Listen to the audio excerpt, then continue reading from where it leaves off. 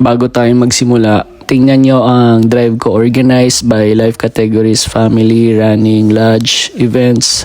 Pero heto ang problem. Kailangan ko ang files para sa isang marathon, yung Run for Maya. So nasa running folder ba? O nasa events and community?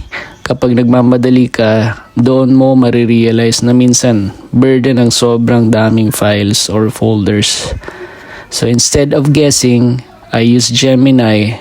Watch this. Baka pwede muna akong magpalambing kung sa tingin nyo ay makakatulong ang video na to sa inyong work or business. Please follow my page at i-share ang video na to. Ang goal ko lang ay mas marami pang Pinoy ang matutong gumamit ng AI para hindi tayo mapag-iwanan. So yung prompt ko is find all files related to Run for Maya across my drive.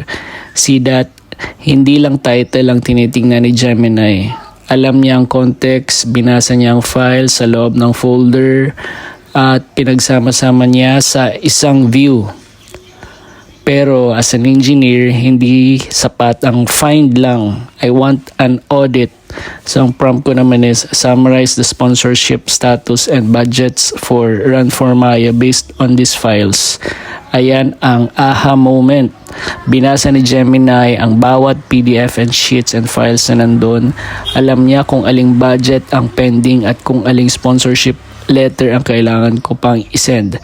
So this is intelligence over organization. Huling hirit, what if nasa email ang update?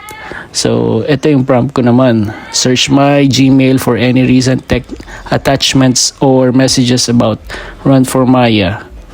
In one screen, nakuha ko ang receipt sa inbox ko at ang plan ko sa drive ko. Hindi ko na kailangan mag-switch ng apps or manual search for 20 minutes. So, efficiency over effort, systems over stress.